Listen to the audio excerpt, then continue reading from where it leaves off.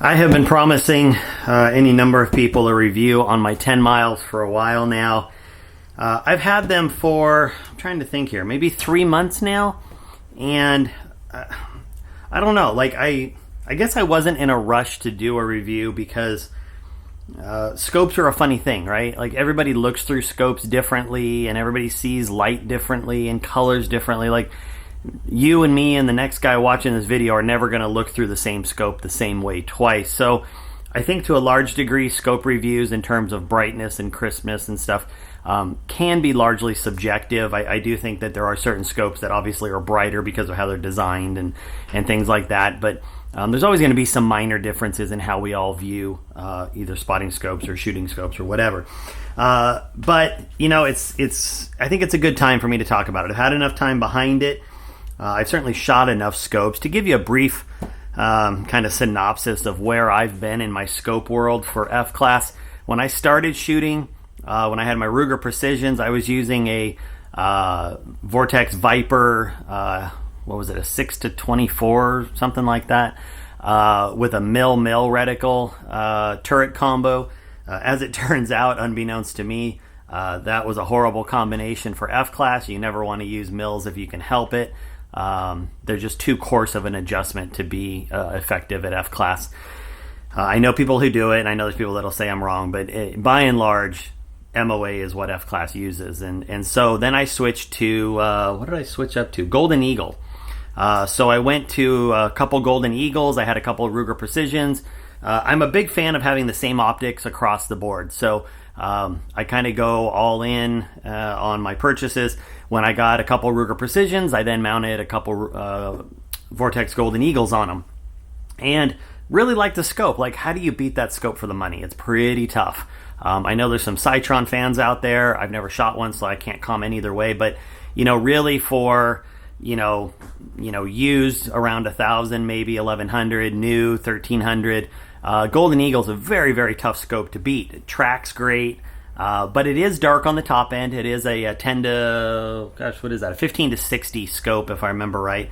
I don't have one in front of me, but I think it's a 15 to 60. Anything above about 45 to 50 starts to get a little dark. And, you know, there's always the argument, well, just shoot it at 50 power. And that's a fine argument. It's a 30 mil scope. It lets a lot of light in. But for whatever reason, I wanted to try something different. So what did I do? Well, I traded them out for Night Force and had the 15 to 55, or 15 to 55, 10 to 50, I can't remember what it is. The Night Force comp, 55 power. And I had a couple of those. I had the original comps, which were the 5 MOA per turn, no zero stop. Really got frustrated with those, especially when you're shooting Palma matches and you're constantly going like 800, 900,000, and you can only make 5 minutes per rotation. It's easy to get lost on a 5-minute turret, especially with no zero stop, and there's tricks around it, but you know, I try to minimize my thinking when I'm on the line. So I got rid of those and got the zero stop versions. Really liked them, and for no better reason, I mean, you can judge me how you want, but for no better reason other than I heard countless stories about tracking issues, I traded them off, and I actually went to, what did I go to after that? I either went back to Golden Eagle, or I think I had my Leupold for a while. I had the 7 to 35 Mark V. Amazing scope, just not enough power. I'm not a big fan of the reticle long-term for F-class. It's pretty chunky, and unless you dial, it's not a great hold-off reticle. So that just sort of went in the drawer. I got a couple Callus 1050 MOAKs. Really like that scope. Top turret, top parallax combo, no side parallax. So it's great if you're left or right-handed. In fact, a buddy of mine who's on Team Lapua Brooks, he shoots those. Well, they all shoot them, but he shoots them. He shoots left-handed. He loves the top parallax adjustment. So that's a big plus for that. But the you know, for me, I just kept finding that early morning shooting, if the sun was hitting a certain direction, I'd get like this weird whiteout in the lens that I just couldn't get rid of. And you know, to be honest, they're expensive scopes, fairly expensive scopes. And I was going through a couple changes with my setups, and I decided to save some money, sell those, and went back to Golden Eagle again. So I was shooting Golden Eagles because, again, they're really tough scopes to beat for the money. I don't think I ever did a proper review on one, but The fact that I've shot them for most of my F-class career should tell you they're not a bad scope. And there's countless guys out there. A guy I shoot with, Jay, you know, he won nationals with one. It is a great scope for the money, but they are dark and 30 mil tube, which is obviously kind of the standard now. But let's get to the Trijicon at this point. So I decided that I wanted to try something different. I didn't want to go back to Night Force. I didn't want to go back to Callus. I didn't quite want to go to the new Citron, what is it, the SSVED or whatever it is, even though I've heard great things. The Trijicon just kept kind of popping into my head. I'd read some forum comments, and so I called up Euro Optics. You know, they have about the best prices on these things. I think they're about $1,700. They're a few bucks less if you call and pay with a check or something. But, you know, for $1,700, I figured what's the worst that happens? So I bought two of these. Let me show you how they come. Now, I've already mounted them up, so I just pulled one off my gun so that you can see it. But let me show you the box. And here's the first thing that impressed me, besides just that it's a really nice box, but that doesn't matter, is what they give you. So they don't leave you lacking for anything. So first off, you get a neoprene cover to put over the scope if you want. So that's scope cover option number 1 that comes with the scope. Scope option number 2 is a set of simple plastic covers. And if you've seen any of my cleaning videos, especially over on Patreon, you know that I keep a set of these on my bench or in my reloading box, and these go just right over my scope if I'm cleaning, so that there's nothing else in the way, but I'm still protecting it from accidentally poking it or getting solvents on the scope. So I really like those. Then they include, where are they? These Parallax covers, and you know, these are like, I don't know, 60, 80 bucks for these covers, and they are really nice covers. Now, you're probably saying, well, why don't you use them on your scope then? Well, here's the problem I have. I tend to use a pretty low mount. I try to keep the objective as close to the barrel as possible, and this is a threaded mount, and it just gets a little difficult to install it. And then if I need to take it off for some reason, it's just a little tough. So I've been playing with this off and on, trying to figure out what to do. But again, they're fantastic covers, and you would normally spend another, I want to say they're like 60, 70, 80 bucks. But they're really high quality. One of the nice things is you can tighten them down, and then they rotate on the mount, so you can center up where you want this. So if you get it tightened on and you decide you want the flap to come over to, you know, 10 o'clock or 11 o'clock, that's great. If you want it to go straight up, you can turn it. So it really gives you a lot of adjustability on where you want your flap. Like, I know some guys who will mount this to their scope, right? So if it's on your scope, what they'll do is they'll turn it over here, so that when it flips open, it almost acts like an eye block for them. Or they'll mount some information. You know, you can print out little cards to put, you know, your distance, come up, stuff like that. So you can do different things with where you want to mount these Parallax covers, which I think is a fantastic value. You get some of the other obligatory stuff that a lot of scopes come with. You get the little lens pen, which is pretty common, and obviously they do supply a battery, which we'll get into more. Why do I need a battery? So let's talk about the scope. Well, you know, let me just leave by saying that there's so many options that you almost feel like you're throwing away money in a weird way, because there's so many options that come with it. But I've already found myself, depending on the situation, switching. There's times where the neoprene cover makes sense. There's times where I've had the Parallax covers, and there's times where just the plastic covers make the most sense. So I really like having the options. And again, for about $1,700 coming with all those options, how do you go wrong with it? One thing that I would like to point out, and this is going to sound stupid to you guys, but there's been some recent changes with YouTube. Let me please make it clear, this is in no way a thermal or night vision or tactical super power scope that violates the YouTube rules. And I hate having to say that now, but that's just the way it is, because they've recently passed some things that basically make any scope video demonetized almost instantaneously. I don't even know if saying that this isn't a night vision scope of any kind or thermal. It is not thermal. It is not night scope. It probably still get demonetized, but I don't care. I'm still going to make the video. I've got it currently mounted in my F3R mounts. I do have some new mounts coming that somebody has offered to send me. They are the Dima mounts, and I'm curious when they get here to try them out. But I've been really happy with these F3R mounts. I think they are a fantastic buy for the money still. One thing that I may have not have shown you is it does come with a cover for, let me dig it out here.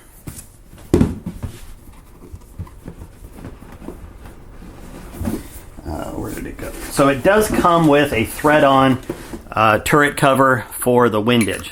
So if you are in a situation where you like having that covered, it does come with it. So if you see my videos, I never have this on. I leave it in the box because it doesn't matter to me.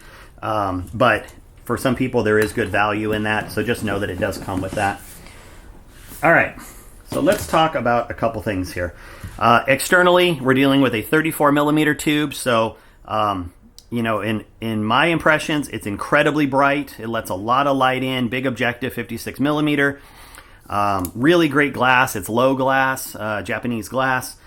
You know, it's just really great. I don't get a lot of chromic aberration. I'm not going to go through a bunch of through the scope videos. I will show you the reticle through the scope in a few minutes, but let me just tell you, I have zero problems with this scope. In fact, I find that it really tends to cut through the Mirage really well, depending on how I set up the Parallax and having the lit reticles, which we'll cover in a minute. I really enjoy shooting this in Mirage, which is something I struggled with a little bit. Like, I always thought the Golden Eagles were pretty good in Mirage, at least better than some other scopes I've shot. This is probably my favorite scope to shoot in Mirage. For whatever reason, I just find that if I put an aperture reducer on it, how it's built, how it's designed really benefits from an aperture reduction, and I just get a really clear picture. When I was down in California at Coalinga, there was a ton of Mirage, and as soon as I put that aperture reduction on, it really came alive. So really happy with that. Like I said, you've got your windage, you've got your elevation. We'll cover how to reset the zeros on these. It's really simple. And then over here we've got our parallax, and then we have our reticles.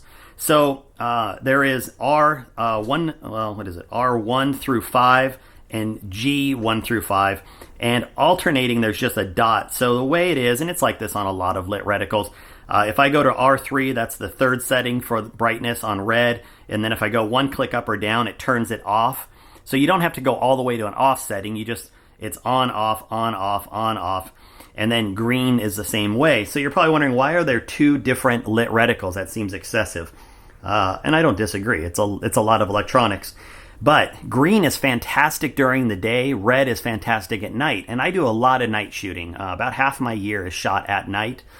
And nighttime plus black reticles plus black targets, it makes it a little bit challenging sometimes. So to have that lit reticle is a huge advantage that I really enjoy in terms of being able to just have a little bit. I turn it down, typically run like 2 or 3 on the setting. I don't get it real bright. But it just gives me a little bit of extra contrast, and I'm going to show you in a video here in a minute what that looks like against a real target. Now, my biggest problem is forgetting to turn it off. This is still the original battery I put in months ago, and I cannot tell you how many nights I've left this on, put it in the safe, brought it out days later, and went, oh no, and then turned it off, and it's still functioning just fine. I have not run the battery out. That being said, I went to the Dollar Tree, I picked up a couple extra batteries. I have them in a little case in my range bag, so I always have batteries available for this. The power knob does something that I don't think a lot of I think some of the higher end scopes do it, but most of your sub, let's say, $1,500 to $2,500 scopes really don't do, is it gives you an option on where you want. First off, it gives you this little throw knob, so it's really easy to grab no matter what you're using, but it lets you move it into 3 different positions. So you can actually unscrew this, and then it comes with a cap, and then I can move it over here. So if you have a preference one way or the other where you want to put it, you can actually do it. In fact, I think actually it's just the outside too. I'm not sure the middle one. I think the middle one does it too. I just didn't try it. But I have done the 2 outside ones, and it works just fine. So it just allows you to control where you want to have that throw lever. Some people may prefer it on the lower end of the power side or on the higher end. So all your other stuff is the same, right? You've got your eyepiece that's adjustable. You've got a pretty decent sized tube so that even with some one-piece mounts, you've got a lot of play where you can move it forward and backwards.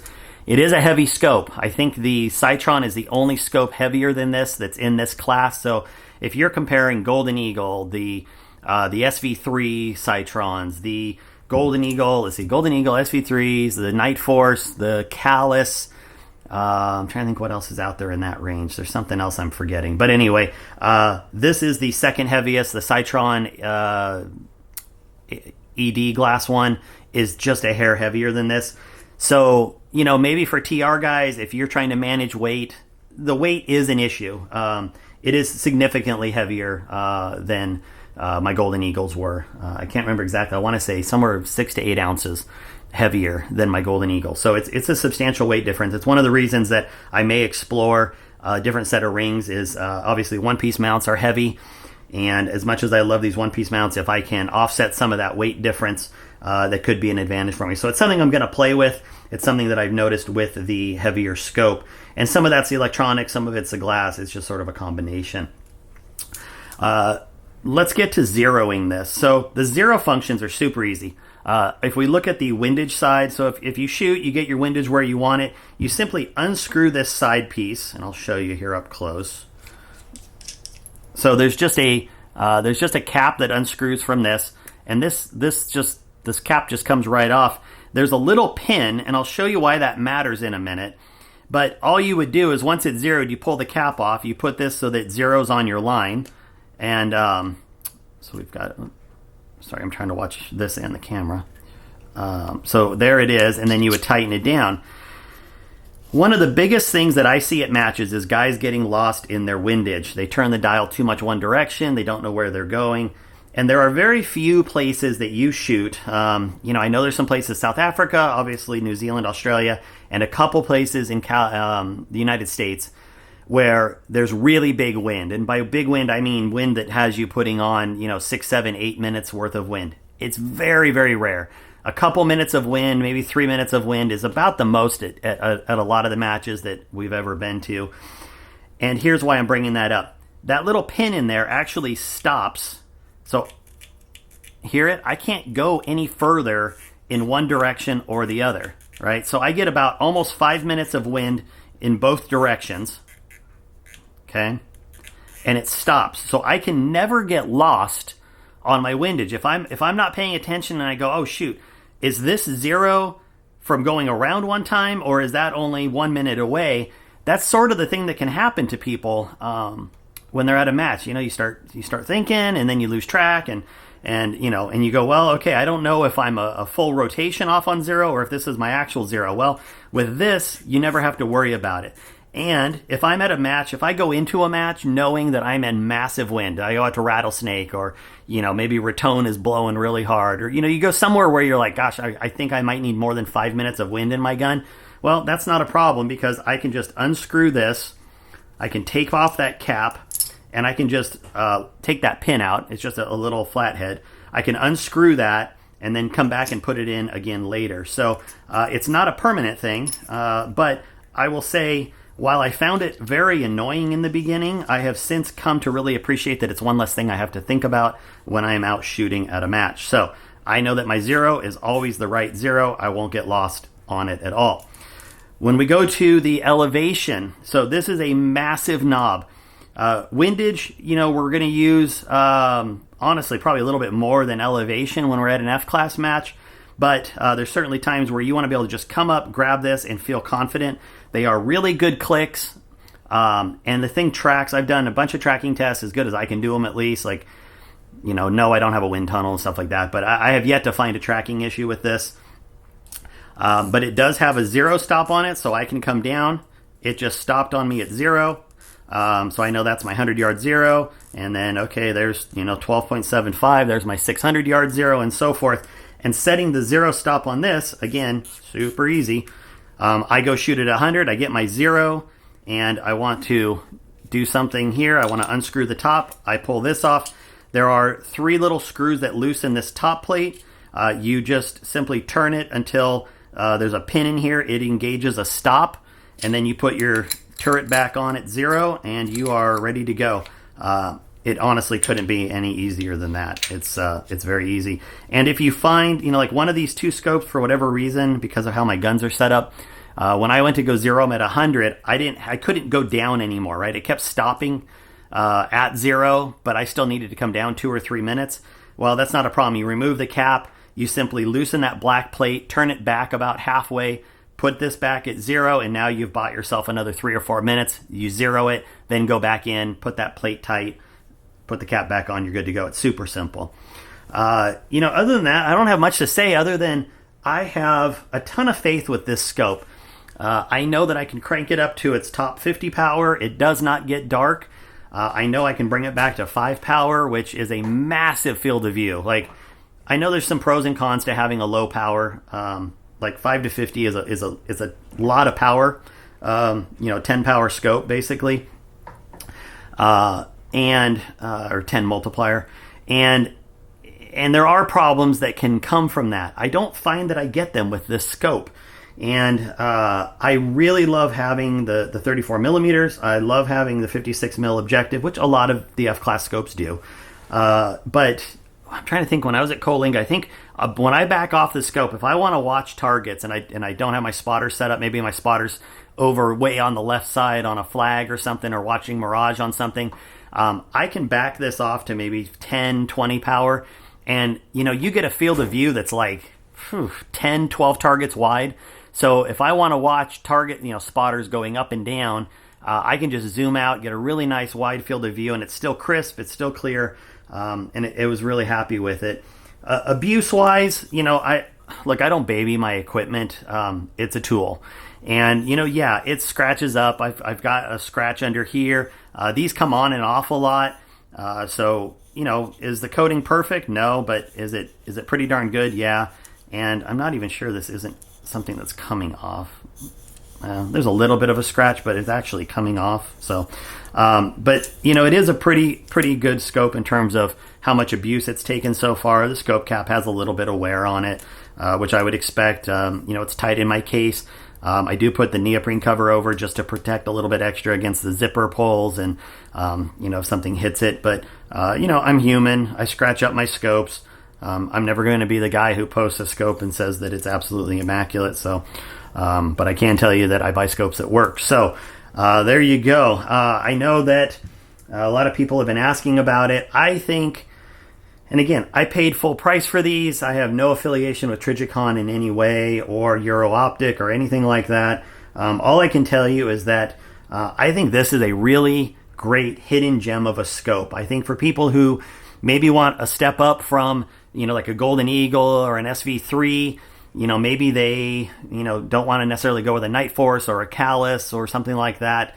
I think this is an amazing scope. I don't feel embarrassed putting it on my gun.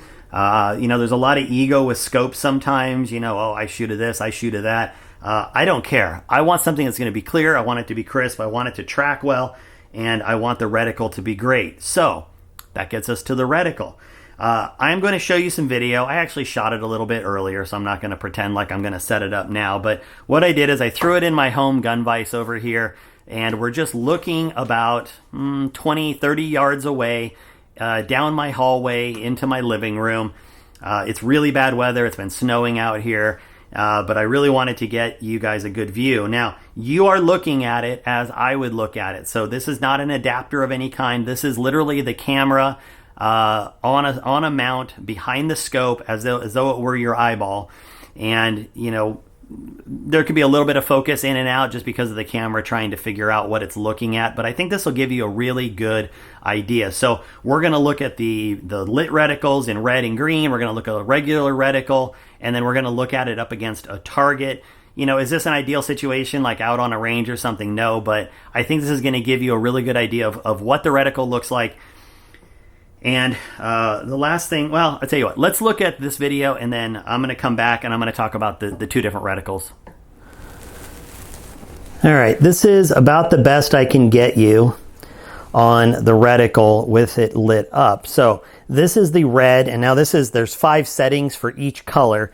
This happens to be, what are we on here? This is 5, so this is the brightest. And then you can see in between each setting, like I showed you, you turn it off, and then we come over to green. So that's what green looks like. And supposedly the green is better for daylight use and the red is better for nighttime use. So that's sort of how I use it. And I'll explain more once we're not looking through the reticle here. And then I know it's hard to see, but let me go remove. I'm looking against a black background so that you guys get the best possible view of the reticle. And let me show you. There's 4, there's 3, there's 2, which is barely visible, and 1 is almost, impossible to see unless it's pitch black. But I will say when it's, I usually shoot on like 3 or 4. 5 is pretty bright, but it's great for the video here. Anyway, let me go remove that, and then we can look at the black hash mark. Now, here we have just the standard black reticle against a white background, and this is not ideal conditions, but at least you can see it's the same reticle. Now, that's just this plain white background. Let me go throw a target up there real quick so you can see. And keep in mind, we're on indoor conditions, so it's a little tougher, but hopefully this gives you a good idea. Okay, this is going to be dark because, again, I'm indoors, and I do have the magnification turned down, but it's still pretty dark.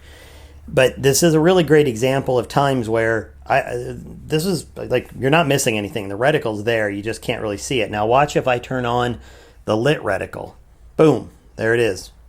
Off, on, and then of course there's green. So you can see what an advantage it is. Now you're not going to use it all the time, but I really like having it. It's sort of one of those like safety buttons that you have at all times, so that if you ever need something to be lit, and again, we could turn it on a lot lighter if we just need a faint hold off, or a bit brighter, or even brighter, or green, or whatever, right? So here's the lighter greens. And you're looking at this through a camera, through a scope. It's even better in person. But I just wanted to show you guys that aspect of it. So let's get back to the scope itself. Okay, so hopefully that gave you at least a decent idea of what it looks like. So let's talk about the reticle. That's the MOA reticle, and it is a full crosshair, right? So it's a crosshair, and it's thick. I think it comes out somewhere around 3/32. I don't remember. They have a different measurement on it, but it's about a 3/32 thickness, which is pretty chunky. There's a lot of guys that go like 1/16 and 1/8, and I used to be a really big fan of, I want a little 1/8 or 1/16 target dot. I want to hold off as little as possible. I want as little covering on my target. I have absolutely come to love this crosshair because I'm not searching for it. Like my eyes, I have pretty good eyes. I don't require glasses, just to give you an idea. Like I don't wear glasses, so I don't know what that's like, but I've got about 20/20, 20/15 vision, and I still hunt in a lot of scopes for the reticle when it's miragey, or you're up against a black target and you're really zoomed in. It can be tough to find your reticle sometimes. I'm really coming to appreciate that thicker reticle. My eyes don't strain as much. I just find that, again, it sort of takes that thought process out. I can identify the reticle, boom, get on it. So that's the MOA. Now they do make a target dot milrad version of this, exact same scope, but it's milrads. And it has a target dot center that is a 1/8 target dot. And I know a couple guys that shoot F-class with it that I've talked to, and they just prefer a target dot. They don't really shoot on a team where it requires them to be able to dial minutes, so they don't care about the minute aspect, and they just know how to work with the MRADs. And, and that's fine. But those are the only two reticles that are available. So you either get the crosshair MOA or the target dot milrad. And I think they're both great options. I just am preferential to the MOA because I do shoot on teams, and it's really important that we're all able to work in the same frame of reference in terms of, well, how many minutes did you have on the gun, what were you holding off, what did you dial, stuff like that. And so that's why I like having the MOA reticle in there. I don't really have much else to say about it. I think this is a scope that you're going to see on my guns for quite a while. I am, to be fair, probably going to buy a couple of those SS, I don't even know what they're called, but anyway, the ED Citrons. If I can find a deal on them at some point here, I'll probably buy a couple. If no other reason, I just really want to go through them and test them and review them, because it's the only other scope that has my interest the way that this one does. But they do make a couple different versions of that Citron, some with zero stop or lit reticle, stuff like that, and some that aren't. And so I don't know what I want to do yet, although I think if I do it, it'll be the lit reticle zero stop so that it's a more fair comparison to what I've been used to. But as far as the Trijicon Tenmile goes, fantastic scope. And if you're ever on a forum or somebody wants to sell one and they say they have a Trijicon AccuPower, guess what? Exact same scope. They just changed the name on it like a year and a half ago. If you see something advertised as the AccuPower 5250, guess what? You can buy the exact same scope. It's usually a little bit cheaper because some people don't realize that it's a same scope. Or you may be able to get a deal on it. I think I saw some recently on Accurate Shooter. Somebody was selling the MRAD version for like $1,300, and I'll be honest, I almost bought one just to have the MRAD to try it out because it's so cheap. But AccuPower 10-mile, it doesn't matter. Same scope, same internal, same everything. So don't be afraid if you see that. As always, I appreciate you guys watching. I hope this gives you some information on the 10-mile and fills in some gaps if you've watched some other videos. But I got to tell you, if you're ever out at a match and you see me with this thing, I have no problem letting people get behind it because I think it's just an amazing scope. So there you go. You guys have a great one. If I don't talk to you guys before, have a happy new year. We're a couple days away, and I can't wait for next year. So you guys take it easy. We'll talk later.